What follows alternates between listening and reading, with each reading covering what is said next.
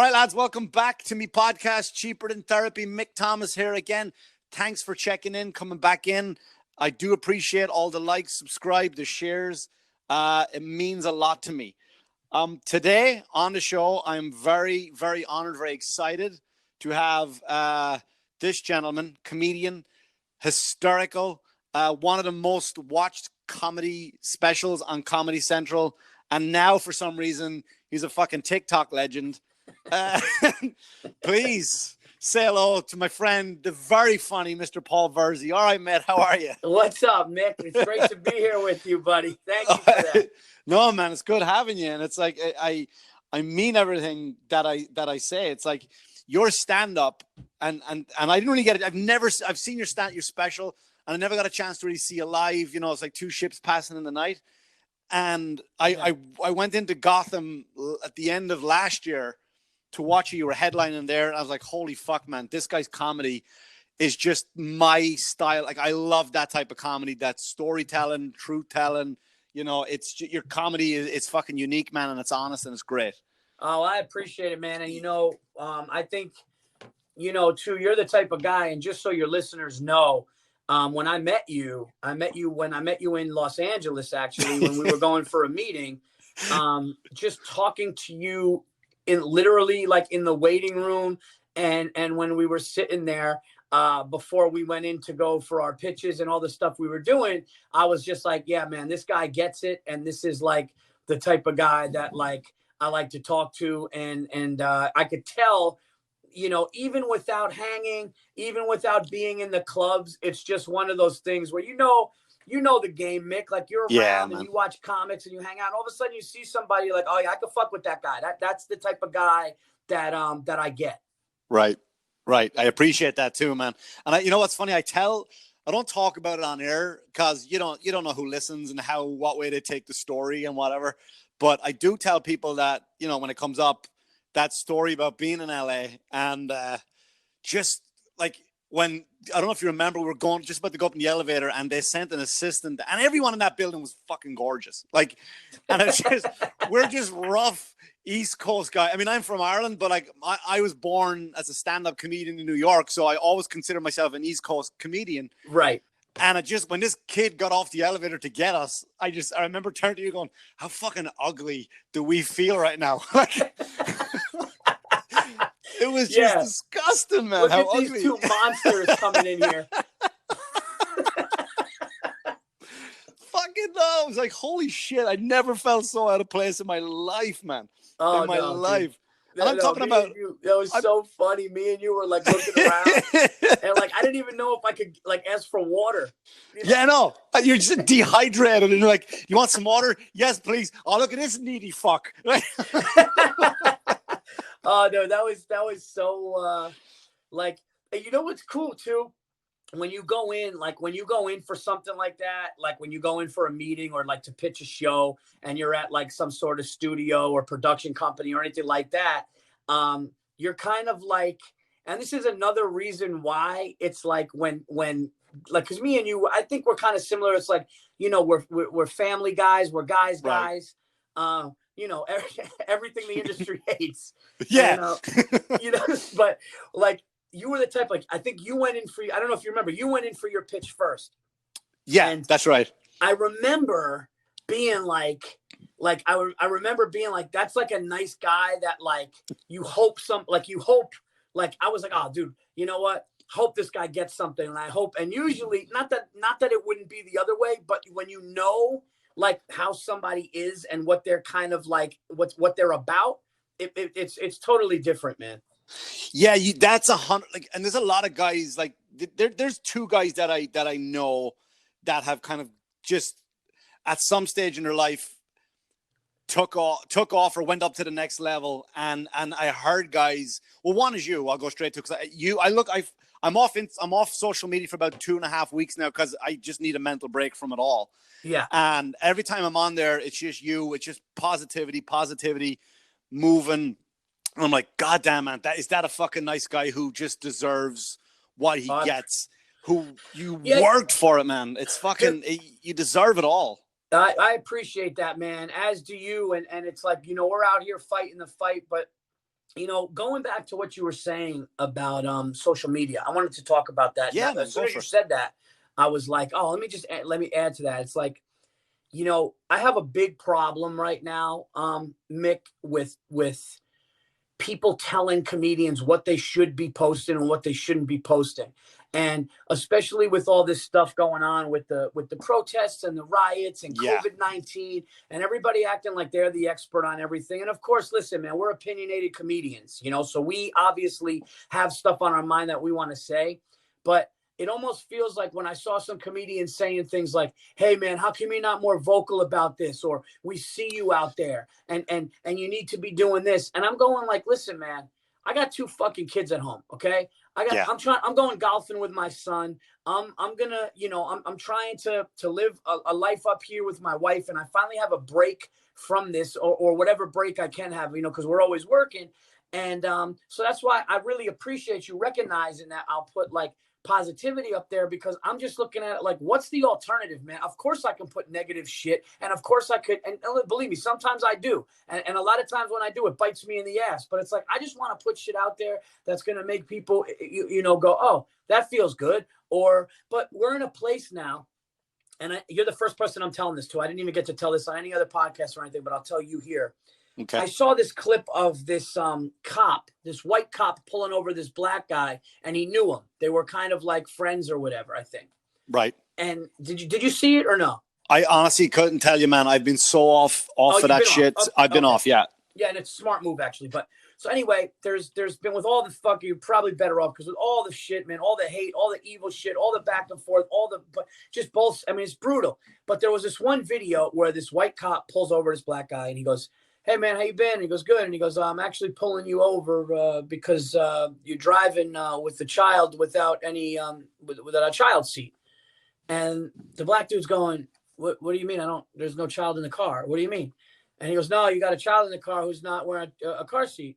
And all of a sudden the wife is in the passenger seat and she pulls out a pregnancy test. And it was a surprise for the guy, right? And he goes, no. And then she goes, no, there actually is a baby here without a car seat. And then the guy like looks surprised and goes, what? And then the cop, pats him on the chest and goes, congratulations. And the black guy's laughing and they're all laughing together. And it's this all love. And here's how fucked up things are, Mick. And I'm really glad I'm telling this on your podcast because I didn't get a chance. I've never said anything. I was talking about it with a buddy yesterday and I was about to post it. And I was about to go, hey, man, see, this is like, we need more of this. And this is something like that. And you know what somebody told me, which was really sad? Somebody goes, yeah, the only thing is like, you're going to get, what you're going to get? You're going to get one side going like, yeah, well, they're not, it's not always like that. And this is the problem. And all of a sudden I started to realize the possibilities of negative shit that I could get from that, Mick. And I'm going, something, man, fucking things are fucked up.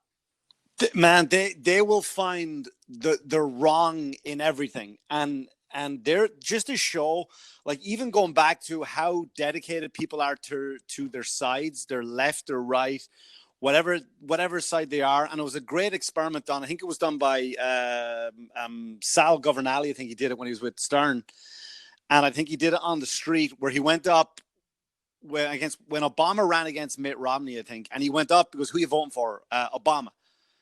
And he was like, "Oh, really? Yeah." He goes, "What policy do you like?" And the guy was quoting Mitt Romney's policies. Yeah, you know what I mean, saying that Obama said them, and the guy was like, "Yep, that's why I'm voting for him."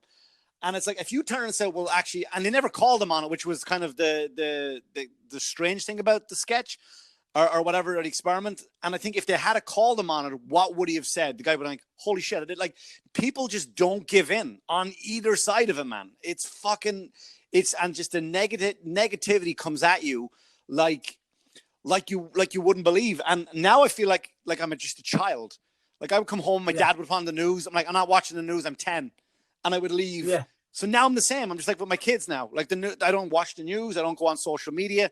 I listen to a podcast and like I put on, like, say, Tim Dillon's, right? Great Tim Dillon. I put on his podcast and it's like, yo, and this shit happened in Seattle. I'm like, wait, what the fuck happened in Seattle? Like, unless Seattle's in my backyard, I don't know what's going on there. Yeah. No, and it's my kids now, they have handheld devices, right? And they're being, you know, they're able to see violent shit. And I'm going like, guys, like, you got to talk to me and mom about what you're looking at. And, you know, my son saw the George Floyd clip, and for a little bit at least. And, you know, it's obviously, you know, fucked him up for a second. And I had to sit there and I had to explain some things to him. But that's why, like, there's so much. And, you know, Mick, the media loves it. So it's like the media is not, I mean, I've saw one or two positive things. But meanwhile, they showed this one black guy carrying a white guy over his shoulder to help him. There's all these other things. And it's like the media doesn't want to show. And listen, I know that things that they want to show things, and they want to show like things that need to change. I get all that. But at the same time, it's like you're so right for walking away from it, because I thought about how I would feel as a person if I just wasn't, you know, if I wasn't watching it. And I'm like, the nicest thing you could do for yourself is to just not look at the news for a while and just be able to be with your kids and do that, because it's almost like just mentally cleansing for yourself. Yeah, you really, like, for me especially, like, I mean, I go through like really bad bouts of depression, and it's not situational, you know, like I've had it my whole life, but I know how to deal with it. I know how to handle it. I feel when it comes on, I know where to put my mind. But like, I think in the last 2 years, I've only walked away from social media, I think twice, where I just got to put it down, because you make a joke. Like I was telling Brian Scott McFadden this, that I did, like, during the riots, the first weekend it happened, I was on there and I was just, you know, going fucking, I wouldn't even want to call them jokes, but I was just kind of like being like a smart aleck about it, right? When I just saw these people, and I said something like, well, I guess the stores are open now, but you just got to go through the windows. Right. Right. You know, that's not a dig. That's not a dig at anybody. No, it's what comics do. Right. And then what I said was, and this is where my ignorance came into it, and this is where, like, accidental ignorance, by the way, it's a total fluke. Sure. I said, first, you have to understand, right? 2020 for me started off with, lost my dog.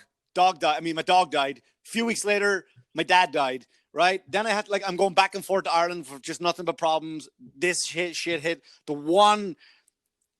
one passionate thing I have in life is stand up. That's just gone now, right? So yeah, I'm at this point where, like, I'm still trying to find the good in it. So I put up something like a post. I go, I bet you this was after George Floyd and the riots were just going on, and I said, $20 says we don't make it out of 2020 alive, right?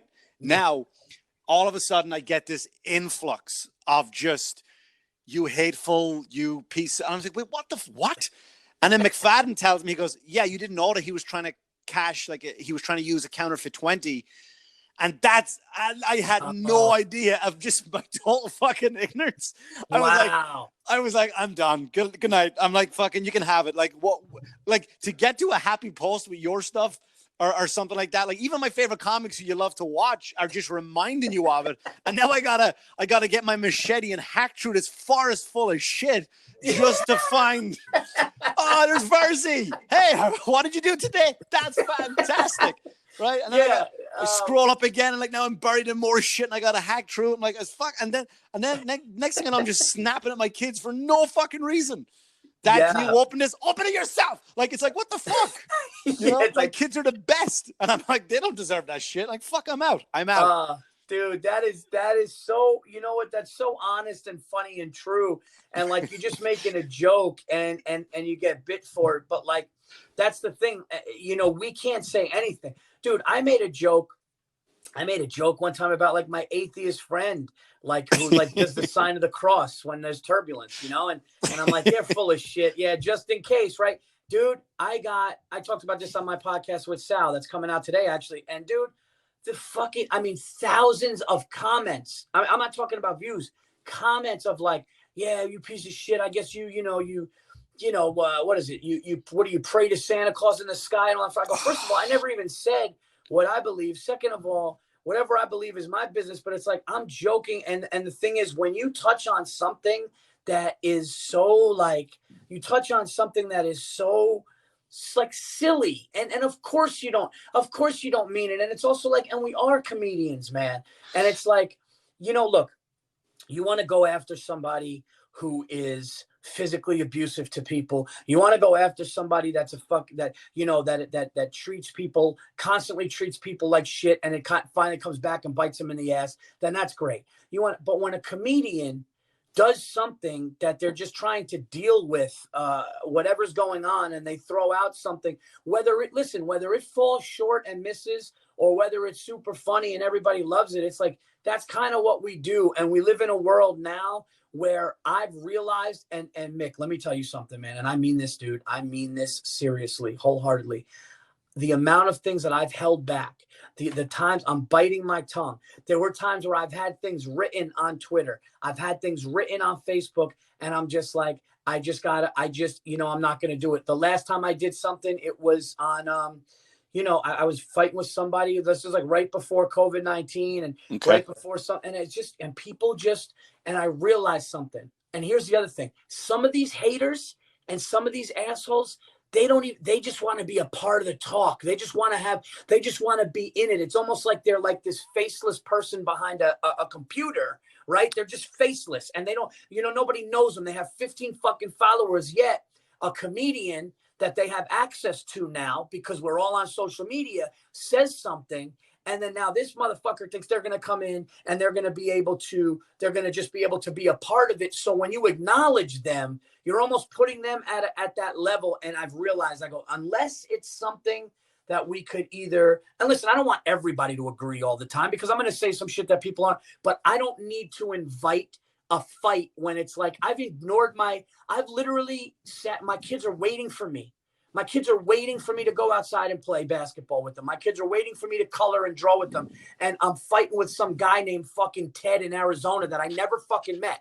Yeah. And it's stupid. It's stupid. So I'm kind of done too. And I kind of get what you're talking about, backing off for a while.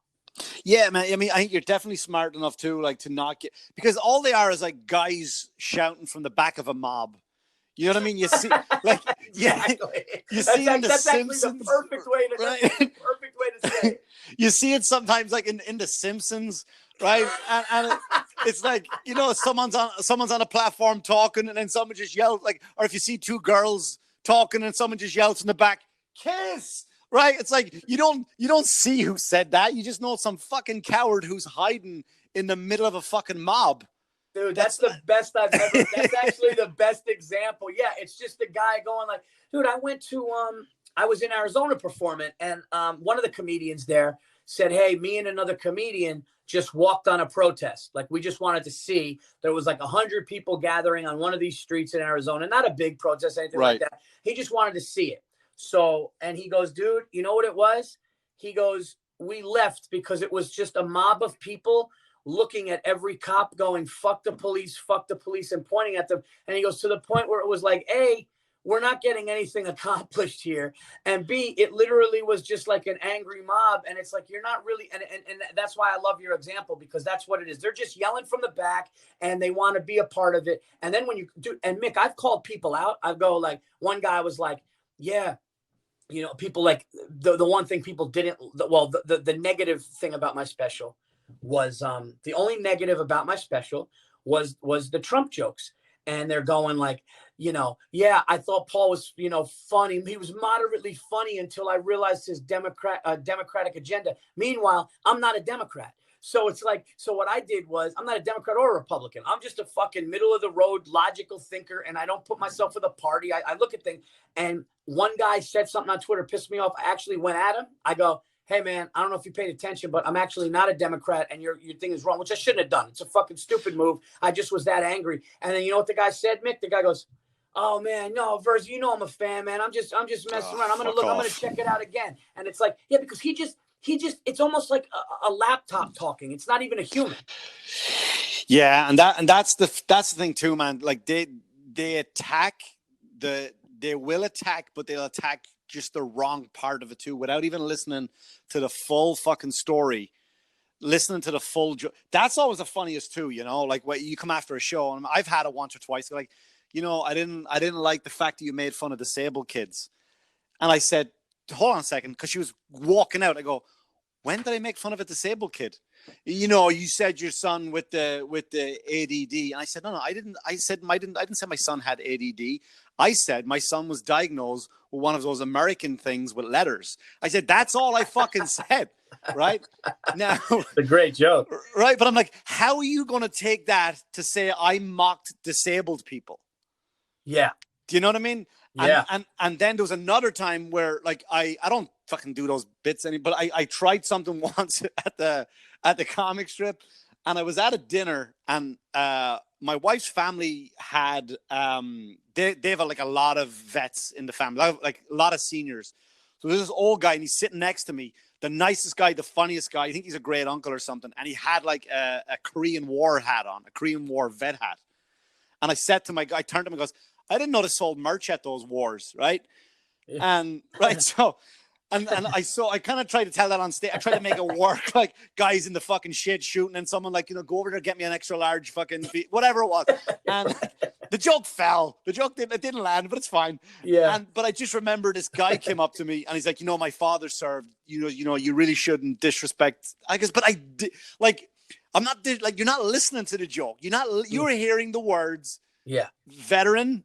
And that's, you just assume I wasn't making fun of one veteran. It was just, to me, to see a fucking hat on, like, you know, the dumb part of my brain goes, oh, did he buy it over there? Like during the war, you know what I mean? Yeah. And like, but they hear their fucking key words, man. And they go with that. They go with it. They don't hold on to it. Yeah. Yeah. It's because they're just waiting for that trigger, man. And they don't care about how clever and good the joke is, and they don't care. They're just, if it fits their kind of like their agenda or their wheelhouse of offensiveness or whatever, then that's all that they, you know. And you know, I know some comedians that won't even talk to the crowd anymore. Like, listen, I just say, if somebody comes up to me and says this, I just do the thing now where instead of arguing with them, I go, oh yeah, man, cool, man, well, thank you so much for coming out. And I just kind of like, you know, I just kind of do that because we have a job to do, and our job is to make light of things. And if that's going to fuck you up, then you have a couple choices. One, you could watch it on YouTube or watch the special when it comes out and make your decision then, and then talk shit there. Or you just don't have to come to a show. And if you do come to my fucking show, just know that I don't understand, Mick. I said every comedy club should have a disclaimer on the fucking next thing going, you're going to hear things about drugs, about disabled people, about violence, about races, about everything. And if that offends you, you walk out, and then just fucking make them, you know, take a picture of it before they fucking walk in. Yeah, I never understood that, how a club doesn't put it. I think maybe someone might say, I think at the end of the night, which I've seen, which I shouldn't have got to that, where a club owner will defend the comic, which is very rare. Because they just want that guy back next week, right, to buy more chicken wings or whatever.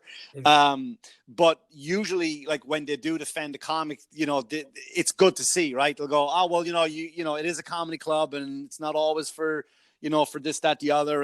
But the weird thing is too, when those people fucking like, it fucks with your head then for God knows how long. Like it sits, for me at least. I remember I did a show. I was on the way to a club in New Jersey, and the guy was booking a private event. It was around St. Patrick's, obviously. So he goes to me, he goes, can you drop into this banquet hall and go up? There's all these, there's like Irish singers, Irish dancers, go up and do 20 minutes and then come straight to the club. And I go, whatever you want to do. So I go through, it was like 500 people there. And man, I'm telling you, I fucking, like, I killed, right? I was just a great quick 20 minutes. And I was like, all right, now I'm walking back to my table to get paid by the woman. And I'm sitting down. This old man stops me. He goes, Mick, come here. I go, yes, sir. He goes, you're the worst comedian I've ever seen. Now, I had done that well that I figured, like, well, this guy's obviously being sarcastic. Like, you know, like, oh, better luck next time. Better luck next time. Like, that's how good it was.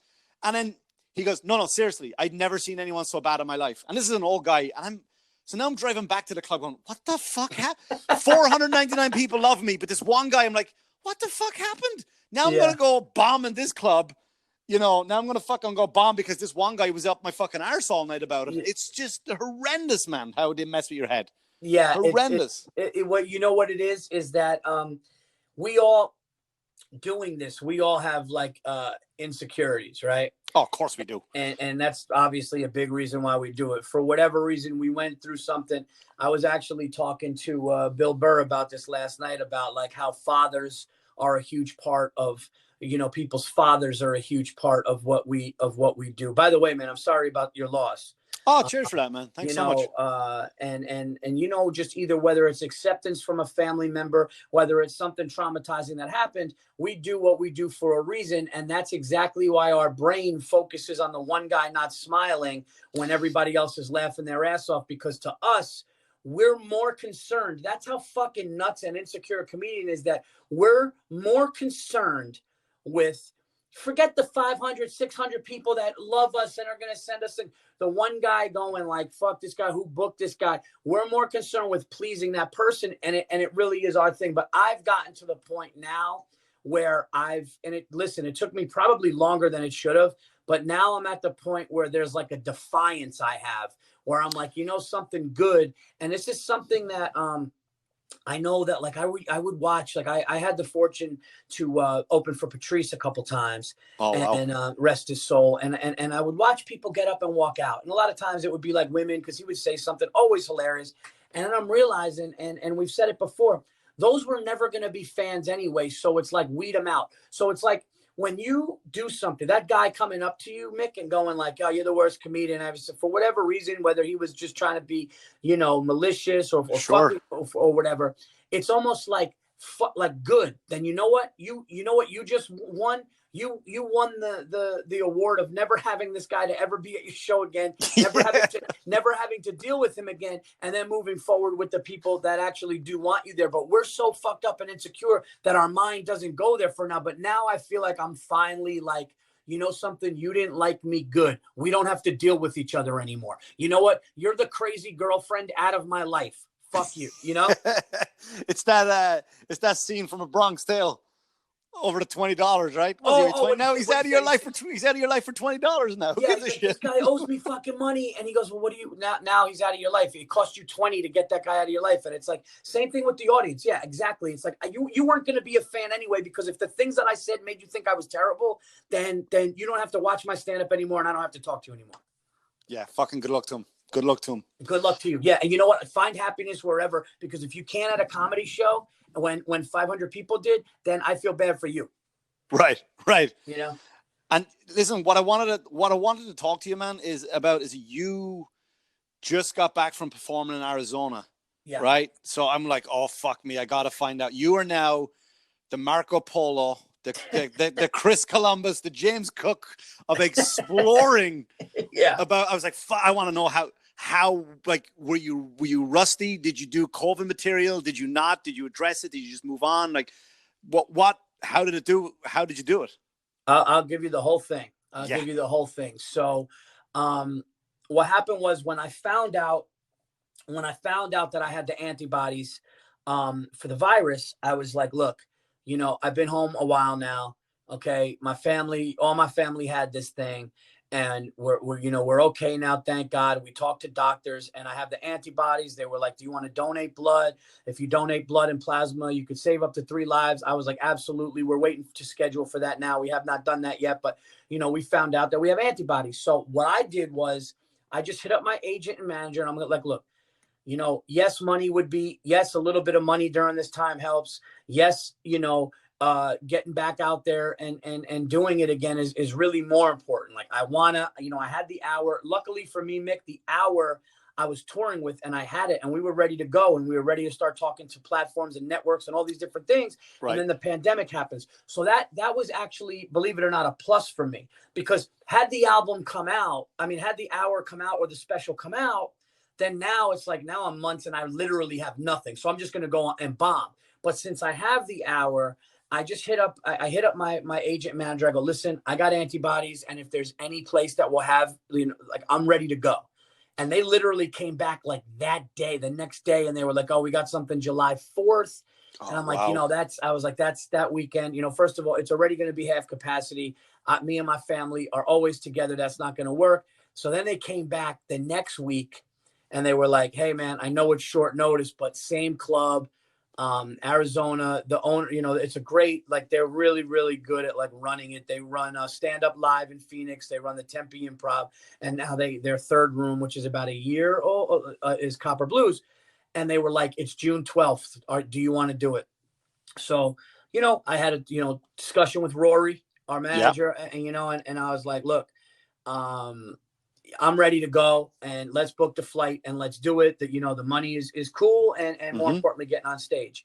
Now, unbeknownst to me, fucking Arizona is the biggest COVID spike in the fucking country. I see that, yeah. and Mick, this shit happens 2 days before I'm about to fly out. So we called up the agent, and Rory made some calls, and they literally, like, I have to give William Morris credit. They called up hospitals.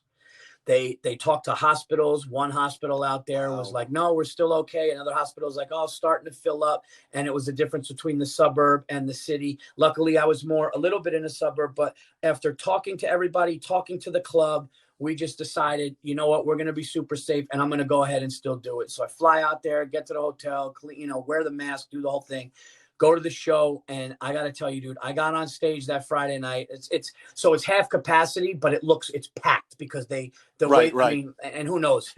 I don't know. I don't ask questions. I could just tell you there were people in there really excited. They had 3 different microphones, one for the host, one for the middle, one for myself. They clean them out. They changed the parts of the microphones and all that.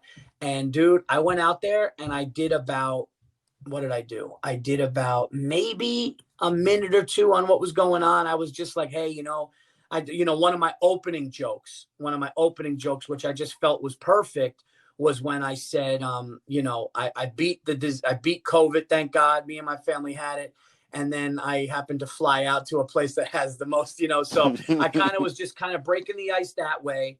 And then I did a joke, which everybody's going, really loved, was this joke about like how they said about the UFOs and the aliens, and nobody cared. Like, that's how crazy 2020 was that they admitted that. And then that went like really good. And then boom, right into the act. And I got to tell you, dude, it was amazing, because at about 15 minutes, Mick, it was like back. It was like, okay. Oh, wow. It was like, yeah, it was like, and I'll tell any comedian listening to this, don't be afraid of when you get back, if you're going to know your act or forget your act. I would be more afraid of making sure that they're taking precautions to make you safe, and that you feel safe, and that, like, obviously no meet and greets, nothing like that. But in Arizona, they don't give a fuck about COVID. That's like a fucking liberal disease to them. I was supposed to be out there before, I think it was April 1st, around that weekend. I was supposed to be out there in Arizona. So I was like, fuck, I was pissed. It was my first time going out there. Oh yeah, no, I got to talk, I got to tell those clubs about you and shit. You got to get out there. They're great, and you'll love the clubs, but like, it was great, man. Like, and then Friday night was amazing. Believe it or not, my first show back after 4 months, whatever it was, almost was like my best set. Like, I felt like we could have recorded it. And then Saturday was like, these people were so anxious and happy to be there that, like, Saturday first show kind of felt like a rowdy late show. And it was great, but it was a lot of like, I was doing crowd work and talking, and then all of a sudden I got that muscle back. And then the second show Saturday was back. And then, Sunday was like an older, reserved, kind of more family crowd that comes out on Saturday. So then I had to kind of like know what it felt like to kind of tone that down. So like the whole thing was amazing. The whole thing was amazing, and I felt like, man, I'm back, and and obviously now it's going to be hard. I'm not getting on, who knows till when, but yeah. So I'll tell you this: when you do get back out there, your act is going to come back. What I did was I listened to my set in the hotel room more than I ever would, because normally I just go on stage and Right. and I'll figure it out. But when you're in the midst of touring and doing that, you just figure it out. Oh, maybe I'll do this. But I really had to like write down the order and be like, wait, where does that tag go? Because it's been months. And then it just started to come back. So I prepared a little more than I would otherwise, but it all came back, and it was awesome. And as long as, knock on wood, I don't get sick again, which I got to tell you, we were really safe, and people were hit. Dude, I was fucking, this is hilarious. I'm out there, and right when I get there, I'm getting texts. Hey man, you all right? It's bad out there. It's like right when I got there, and I'm going, dude, should I fucking have been here? I don't even know what. But then I was just like, you know what? You're here. I stayed in the hotel, other than pretty much going to get a bite to eat, and I would distance myself. I remember the whole weekend, I shook only 2 hands, and after I did, I ran and washed them. So, but yeah, other than that, man, it was pretty good. That's great, man. Because like I had been asked to go down to South Carolina to a club down there, and I just wanted to go so bad. But then a part of me was, because as you know, the whole thing evolved, right? You've got to wear a mask, then don't wear masks, then it's dangerous, then it's not. And it's every asshole had an opinion on it. Everyone was a doctor. Yeah. You know, and their inconvenience, you know, trumped the science of it all. You know what I mean? And I was like, kind of like, if I go down to South Carolina right in the middle of all, like, is it disrespectful to the people who have lost people? Because I know a woman who lost her father to COVID. Yeah. You know what I mean? Like, am I disrespecting them by going, fuck it, I'm going down to South Carolina and I'm going to get up on stage? But I said, you know what? Fuck it. So what I did was, like, I didn't write much material during, and I still, like, I've come up with maybe what I'd like to say, maybe maybe just a new 15 minutes, because I didn't want to write COVID style material, because it's going to be outdated. And if you're on a show of like during the week or a weekend at a club, right, and you're guy number 5 that gets up there, like, really, COVID stuff? Okay, I haven't heard of that shit before. Exactly.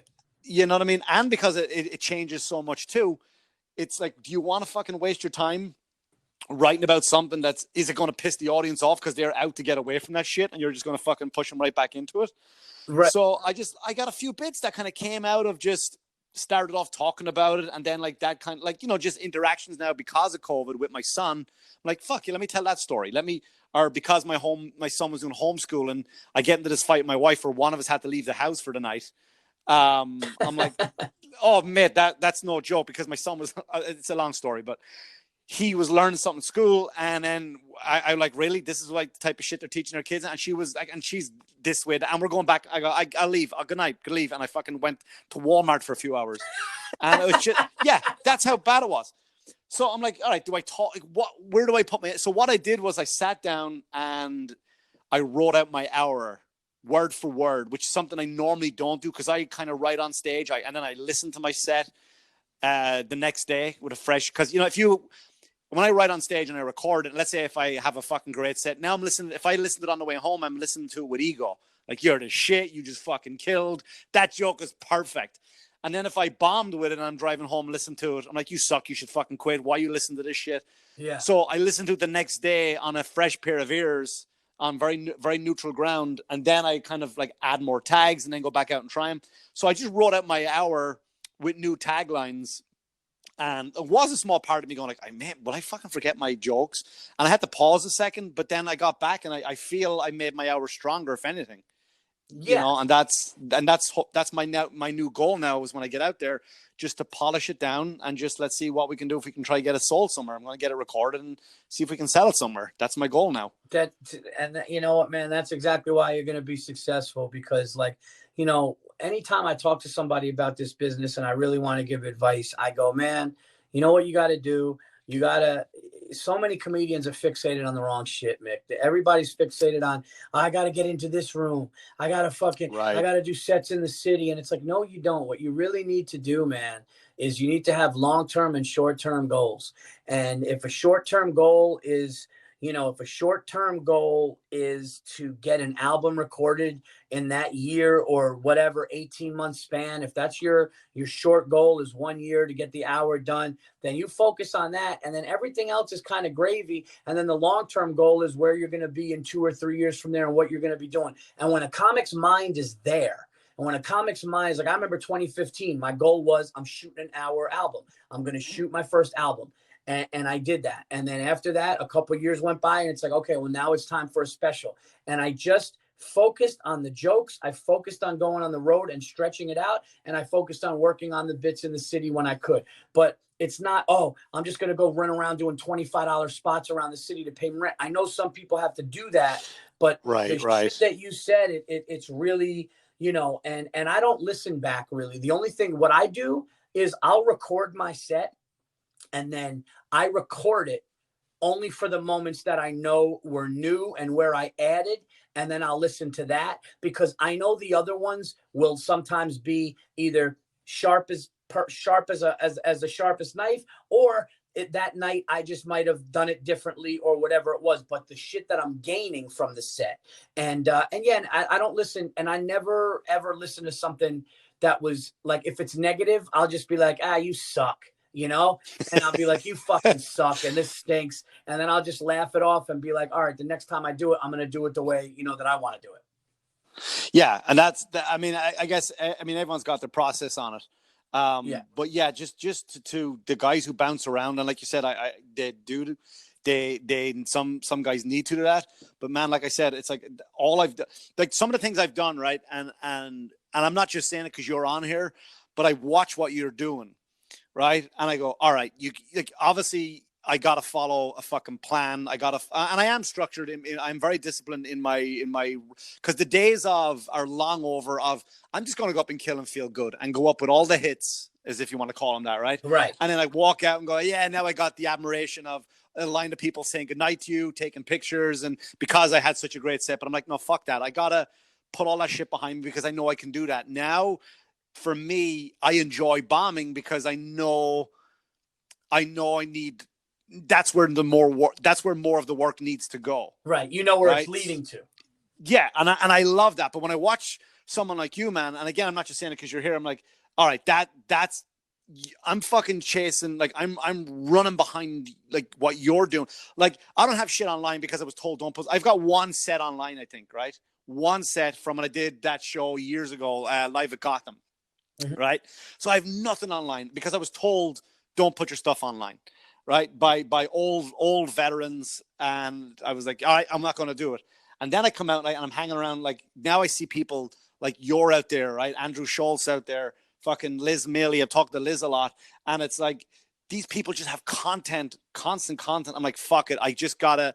So now I got this camera crew coming around me when I'm done, and I'm just going to get this shit. I'm just going to get it all out there, and because I'm just done with this way of working now. Now it's like, I don't give a shit who sees it. Let me just get it. Because if anything this has shown, man, is that like online is, I mean, look at you fucking like who'd have thought that? When the day I saw you say you got, I think it was like how many million hits on TikTok? Yeah, it was like, well, when it first started, I found out through my son's 11-year-old friend. They were on the phone.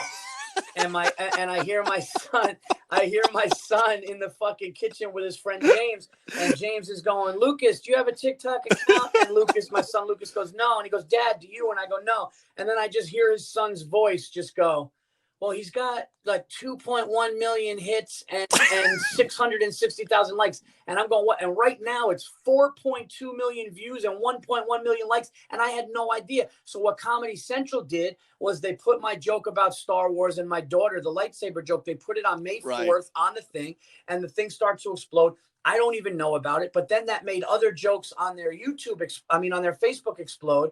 But, yeah. And first of all, I appreciate what you say, man. I appreciate it. And you know what you're doing is smart, because look at this. Unfortunately, comics that are, I'm not going to say bitter, but comics that are older or veterans that like have their way of thinking. And this is not to be disrespectful to anybody, but it's almost like you got to look at where they're at now. And when the way of the world right now, and it took me a long time, Mick, I'm not good online. And one of the biggest things people say to me is, and I do take this as a compliment, but it's also frustrating, is some people are like, yo, your stand-up is way too beyond where your social media numbers are. And I'm like, look, you know what? I was never a guy to want to record myself frying eggs. I was never, I was never the guy to be like, all right, man, walk into my car. Yeah, sometimes when I'm on the road, I'll put a video out there. But now I realize, I'm like, look, if I got a good bit, and what my suggestion to any comedian listening to this is, and again, dude, what you said is 100% smart when you said like the days of killing just to feel good because you could do it are over, because you're somebody that I know was a fighter, right? Literally, you're literally a fighter. You're a kickboxer, right. You're a fighter. So if you go out and you're kicking the shit out of everybody in your division or whatever, and then it's like, okay, great. Like, I got that. But eventually, like, if you want to become champion, you want to go, that you're going to go against some guys that just have way more weapons, that are just way better, that are going to probably beat you a couple times or give you a better fight, I should say, until you ultimately get there. And with comedy, man, it's the same as like, it's the same as that. It's like, I need to fucking put myself out there, and don't be afraid to do it. If you have a joke that kills, I'll tell any comedian this. get a YouTube channel. Anybody can go past anybody in this business. There can be a comedian that has 5 years less experience than both me or you, but if they're doing shit that, like, you know, Andrew Scholes is, you know, getting cameras out and getting a studio and doing that. Yeah. You know, during this pandemic, I built a studio in the house. I also launched a YouTube channel. YouTube channel's going good. I'm going to start a web series. And, you know, so doing all those things and putting yourself out there and really going for it, man, and really showing people what you can do. Plus, you're a funny dude. You're funny. So it's like, why not show the world that? Because if you have a killer joke that you did and you go, man, I did this joke last night at the brokerage, or I did this joke last night at Gotham or the Stress Factory, and it fucking tore the place down, man. I wish people could see that. Well, now they can. And if you can get 10,000 to see it, and then they share it and retweet it, and then all of a sudden, then it's like, yo, man, you see that joke that Mick Thomas did? Like, I'll give you a perfect example. So Bill Burr, who just is always looking always looking. Yeah. He's always watching. He saw a joke. You know, it's funny. You mentioned Liz Mealy, and he said something. He goes, oh, yeah, you know who Liz Mealy is? He goes, yeah, I saw a joke she did about antidepressants. It's really funny and smart, so I posted it. Or, hey, man, that joke that Sam Morril did, man, that's really funny, so I'll tell people, go there. So it's like, now I know Bill, so I'll be like, hey, Bill, did you see Mick Thomas's joke about so-so? Dude, that's fun. And I'm just using him as an example. But of course, imagine that. But then you get like, you know, you get somebody else that you respect. You get like a Doug Stanhope, or you get all these comedians going, dude, that dude's joke, man, that guy Mick Thomas, that joke was fucking like, and it was so funny. And now what you've done is it's like, okay, all eyes on you. Where's this guy performing? Where's this guy's material? And before you do what I've done, you know, I was always constantly keep building, but the weakest part of my game, and I hope I'm not boring you with this shit, dude. No, please. But please. The weakest part of my game was always my social media presence. My wife, I would even drive my wife. I had a manager one time go, dude, just give me your Twitter account because you fucking stink at it. And it wasn't because I couldn't say something funny on there. It was just because to sit there in front of my phone and go, all right, what could I say that's funny? Like, that wasn't, I was more of the organic, like, give me a fucking microphone and a crowd and a stage, and then you're going to see what I can do. And I want to continue to get better at that, because I know that there's weaknesses in that. There's always going to be weaknesses in stand-up, because you can just always get better and better and better and better. But that's what my passion was. My passion was not, like I said, taking an Instagram, doing a video, doing a dance, and making people go, oh, this guy's so, that's just not what I wanted to do. But I did learn, like, no, you know what? I do have a voice and opinion, and I do need to be better. Stop making excuses. And you know what? You do need to, because it's part of the business, man. Being great at this is not just stand up. And I've learned that. I've learned that from really great comedians. You got to be good at the business. You got to, obviously, the way you treat people. You got to kind of, like we were talking, short-term, long-term goals. So all that stuff. So no disrespect to the comedians that you spoke to that were saying you shouldn't put stuff out there. But I actually, now I look at the opposite, because let's say you have a great joke about, the first thing that comes to my mind, like sword fighting, right? Sword fights. Right. I don't know what the fuck I came up with that, but I don't know what you're looking at your house. yeah, like you have this fucking killer joke about people that sword fight, whether it's in movies or in the Olympics, right? And now you put that out there, and it gets a ton. First of all, nobody's going to do a sword fight joke now. You know, nobody. It does protect it. Yeah, you're right. It protects it, and it's like, oh shit. So now, a perfect example is my joke, which I don't know. I think it has only like it's got like 12,000 views, but I was one of the only comedians who were doing it, and it was 2020 is so crazy that the United States government said that there's UFOs and aliens, and nobody gave a fuck, and we admitted there's aliens, and it was like, yeah, that's great. When's the Cheesecake Factory opening up? Right now. That joke, that's fucking great. And and people were loving it. People were hitting me up about it, and I really appreciate that. But here's the thing. Now that's my perspective of it. So nobody's going to be able to talk about how nobody's perspective on 2020 is going to be that now, because it can be the UFOs thing, because I have it out there, and that's something. Right. And that's something that I'm proud of. So. But no, man, all the things that you're saying are why you're going to be successful. And not to mention, Mick, and now I'm not saying this because you're here and I'm talking to you. I'm saying this because it's true. Everything I've seen you do, every conversation I've had, all the jokes that I know you do are fucking hilarious. So it's just, so you're the type of guy that it's a matter of being seen.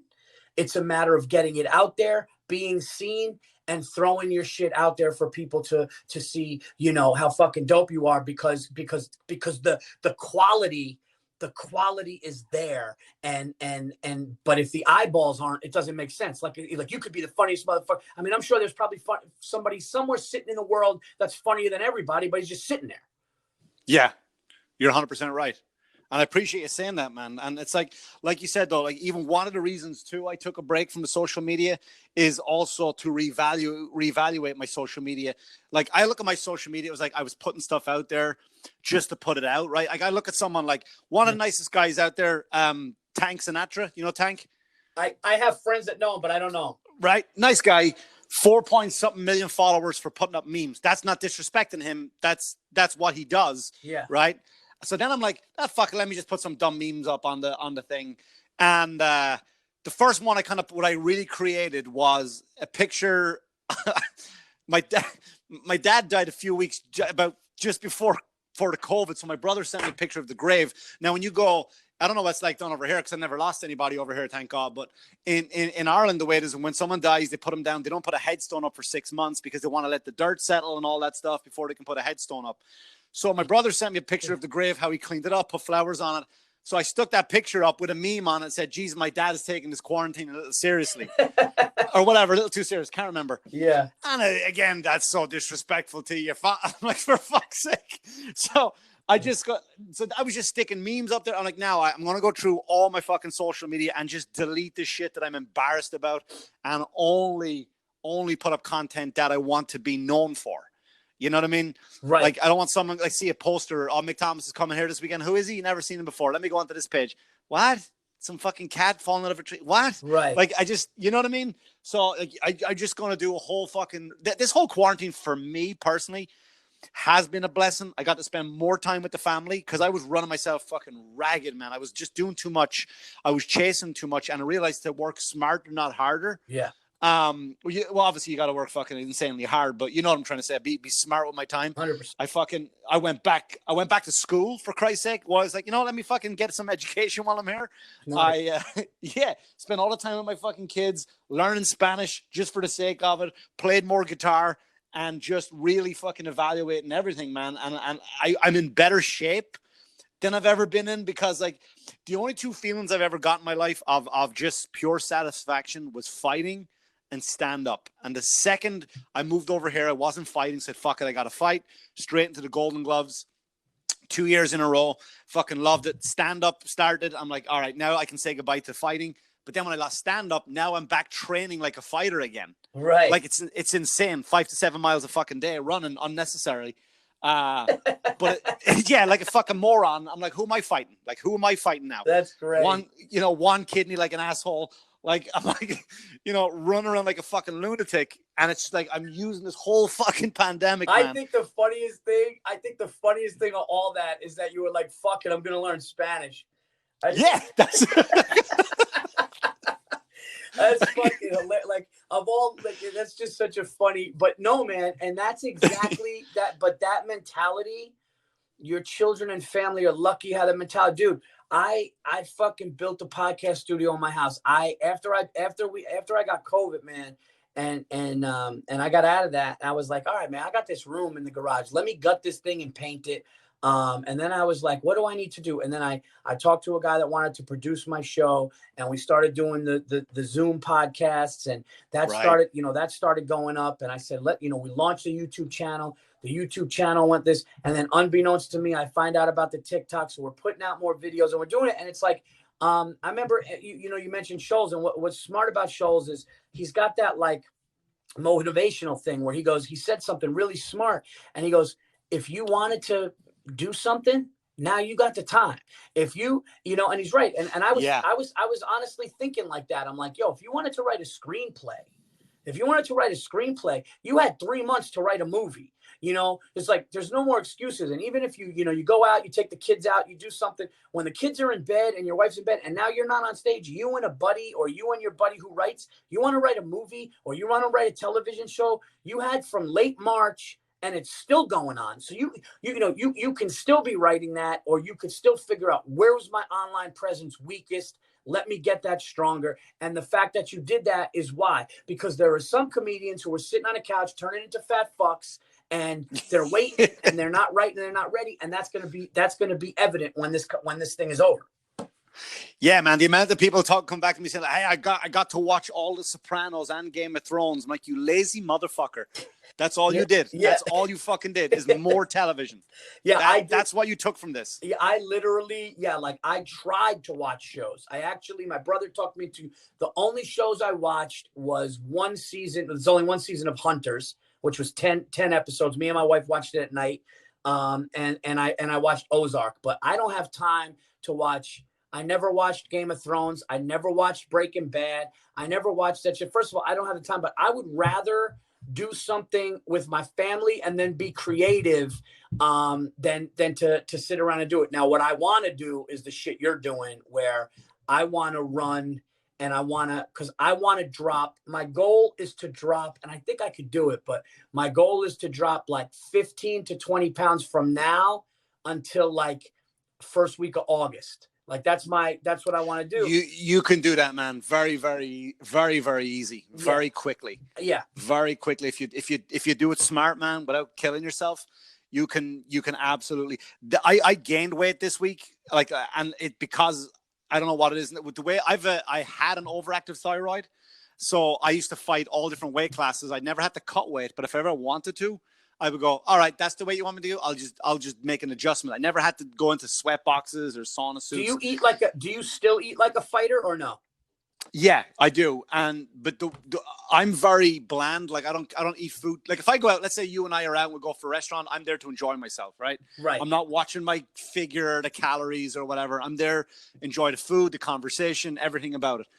But when I'm at home, I'm very, very bland. Very bland. I have a cheat day, which is Sunday, and that's from morning to night. I just eat chocolate all fucking day, all day long. Oh, that's that's my weakness, that's man. Just chocolate. Okay. And it's just I've always been disciplined, right? So the biggest thing I did for weight loss when I started this, I tried the carnivore diet that everyone was talking about. Yeah. And I lost a shitload of weight from it. It was probably one of the better things I've done. Eating wise. What is that? Is that the keto?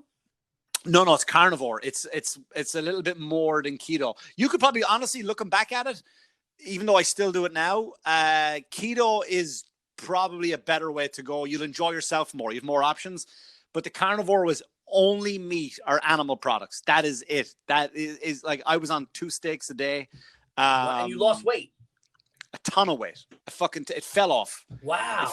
Like within like, and that's not even training extra, like anything, because I started it before the gyms shut down, and I would go to the gym like an asshole and waste about 2 hours, half an hour on the treadmill, listening to my sets. That way, because I could analyze a little bit in my head because I'm thinking more, my mind is moving. And then I would just walk in like an idiot doing weights. And even then I was dropping weight like crazy just from the change of diet. Once the gym shut, I have to break into a school over here every day. Like I got to hop a 10-foot fence.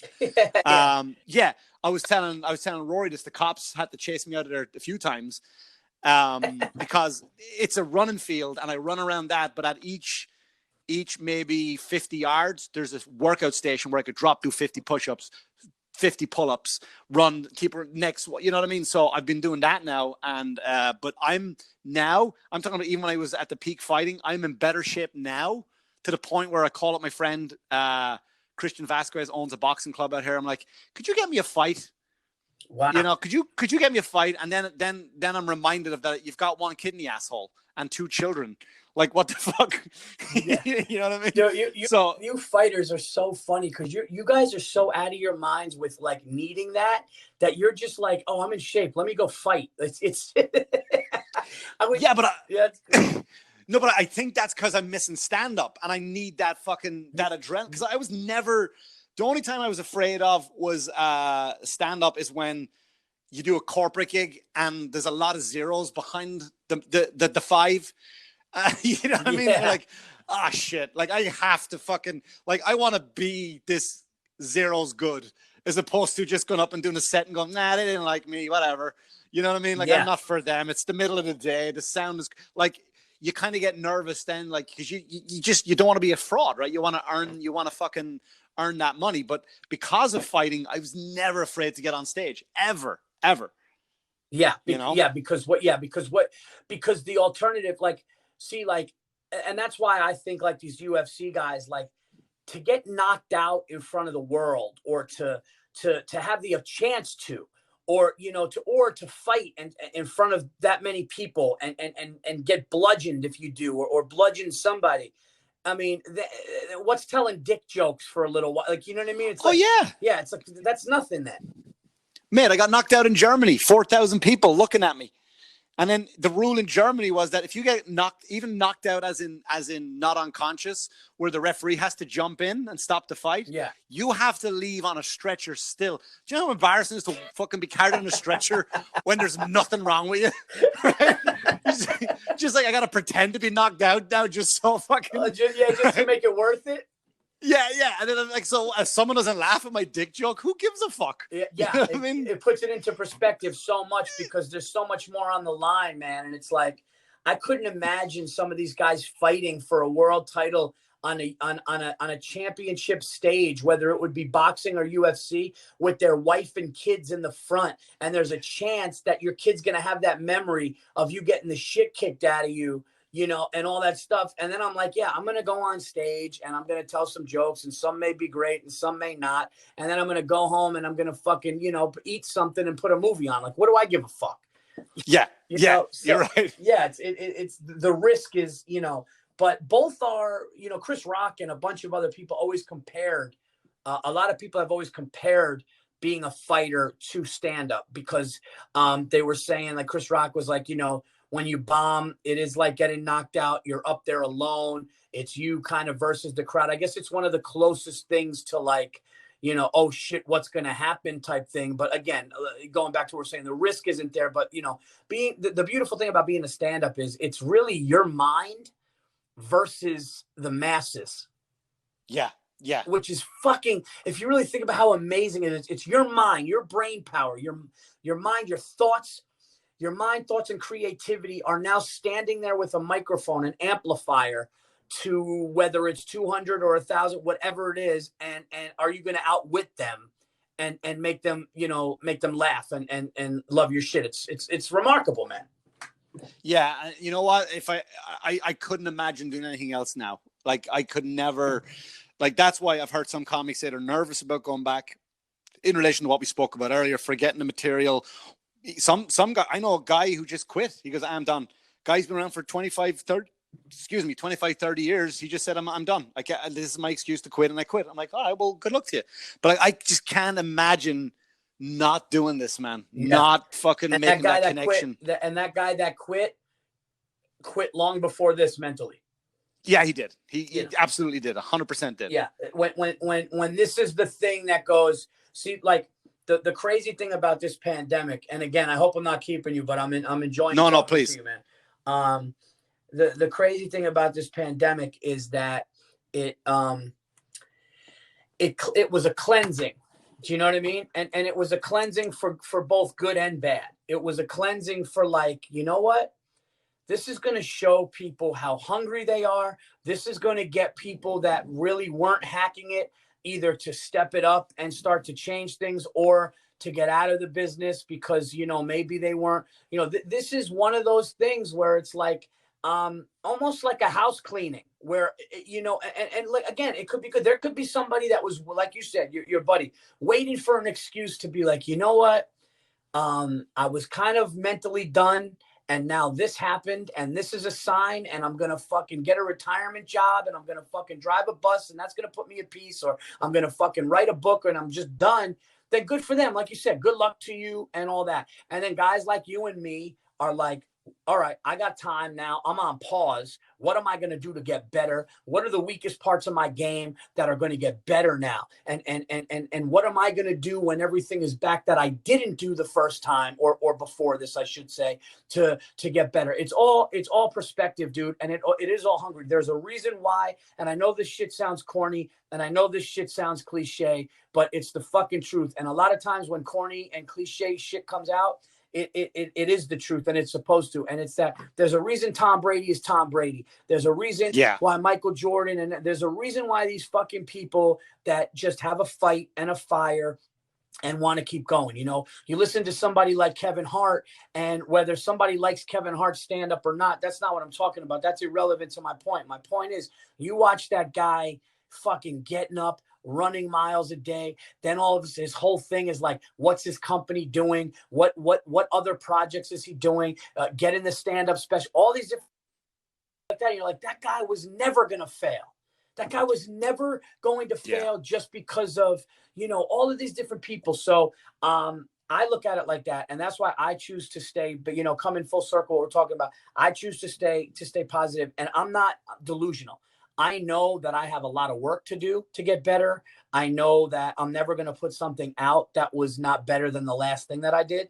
Do you know what I mean? Like it always has to be better, because that's just, you know, that's what we do when we move forward. But like, you can't coast. Yeah, I choose to surround myself with people like you, Mick. I choose to surround myself with people that when I talk to them like this, it's not like, oh yeah, there goes Paul again with his, you know, his optimistic shit, or like that, you know, and it's like, no. Don't put your shit on me. Don't put your, you know, the other shoe is going to drop shit on me. That's how you live, and that's how you think. Where I'm looking at the next goal and the next thing that I could do, and you're looking at it like everything sucks, comedy's over, this and that. And it's like, I don't like being around people like that. I always surround myself with people who are kind of like me, you know?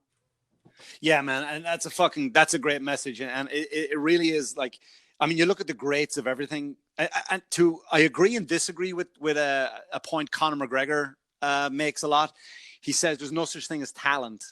There's only hard work, right? And I kind of agree with that to some sense. Like, you're not going to get a famous like a really great opera singer who's just like, yeah, I'm not, you know, just does the dishes at home. Like, imagine, I said to my son, like, imagine being the most talented opera singer, just never gonna, like, I'm not gonna fucking sing. Who gives a shit? Right? That's right. Yeah, a guy can just belt out. The guy's like fucking Pavarotti, but he just doesn't. Yeah. Yeah. Or like for example, like I was talking to a friend of mine the other day. I went back to playing golf for the first time in about 7 years the other day. Oh, dude, let's do it, dude. Let's play together, dude. I would love to, man. I would love to. Dude, let's play golf together, because I'm starting back up. Like, I'm starting back up too. I mean, I'm not like, I could shoot like right now if I went out, like I could shoot like 90s, but like I'm also the type of golfer that when I get back, like when I start to do it, I can get the score, you know, lower. So. Yeah, I'm in the high 80s, 90s. So when I played the other day, I was like, with my friend Tom, I was like, shit, man, it's nice to be out here again. Oh, and I the reason why I think I took to golf pretty quickly was because of the fighting, you know, the shoulders and the hips and the twists and all that stuff, like the connection. But my only problem with golf is like I was doing like I was so surprised. I'm like, I never left. I should have been doing this all the time. Up to the 7th hole, and then I was just like, I'm dog shit. And it's one of my weaknesses. Once I started to see myself become dog shit, like every other fucking shot was dog shit. Like, and I had to shake myself off, you know, and go like, all right, get back to focusing again. Like, don't just go like, you know what I mean? Like, take the loss, you're done. But like the way I was saying to Tom, like, wouldn't it be funny? Like I always thought of an idea. Like, I always write these dumb ideas down for TV shows, and I thought, wouldn't it be funny if, look at this guy who came from fucking Ireland, and he was just amazing at baseball, but fucking hated it. Like, he just he gets a contract with the Yankees. He's like, oh, fuck me, I'm only here for the money. Like, just hates everything about baseball. That's so funny. Got God-given talent, and he fucking hates the fact that he's good at it. Yeah, that is so funny, man. Yeah, but going back to what you said about Conor McGregor. I had I don't know if I had Tom Green on the podcast. Yeah, I heard that one was good, man. And the thing that he said about he gave Larry King the credit, but remember he said there's a triangle, and it's hard work, talent, and being lucky. Right. And he said you need 2 of them. And he said if you get 2 of them, you're gonna make it. He said, but you can't have 1 of them. You know, you can't just have 1. You got to at least have 2 of the 3. I do think you do need a talent to. I mean, Conor McGregor should know that because he has a talent. So it's like, of course, yeah, like of course I think Sinatra said it too. you're not going to obviously just rest on talent, because if you, like you said, if you have talent, but you're sitting home watching fucking Game of Thrones and you're not doing anything, of course nothing's going to happen. But there are some people that are naturally gifted, and then if they have will, then that's a whole new ballgame. Yeah, 100%. You know, 100%. Yeah. You know, all right, man. I think that's a great place to leave it, if you don't mind. Of course. I fucking really appreciate you coming on, man, and just hanging out like that. I did over an hour here, which was not my goal, but I'm so fucking glad that I did. Oh no, dude, I had a great time, and you know, I'm gonna get you on the Virzi effect. We talked about it. We're definitely gonna do that. And dude, seriously, man, let's play golf. I'm gonna I will. You pick a day, man. I'll be there. No ifs, ands, or buts about it. Yeah, no, we're gonna play. Let's try to play within the next couple of weeks for sure. Yeah, let's do it. We'll have some fun. Yeah, sounds good, man. And all the best to you and your family. And hit me up anytime, brother. Yeah, man. You too, man. Be well and keep doing what you're doing. And you're, I'm telling you right now, there's just, from guys I know, there's an army of young comics and upcoming guys who are definitely inspired and motivated by you. And I hear them when they say that, man. So you're doing fantastic work. Well, I appreciate that, man. And I think you're so funny. And I think, you know, when these people see it, you get those clips out and you do all that stuff, dude, great things are going to happen. I appreciate it, man. Thanks so much. You got it, buddy. Bye-bye. All right, everybody. Thanks for listening. I will, any questions, comments, concerns, send them to my, I usually say send them to my Instagram message, but as you know, I won't be checking that for a while. So you can rant and rave and complain all you want over there. But anyway, thanks so much for listening, liking, subscribing, sharing. I appreciate you all. Take care of yourselves. Make sure to keep washing your hands, you dirty fuckers. And I will talk to you again soon. Good luck to you. Bye-bye.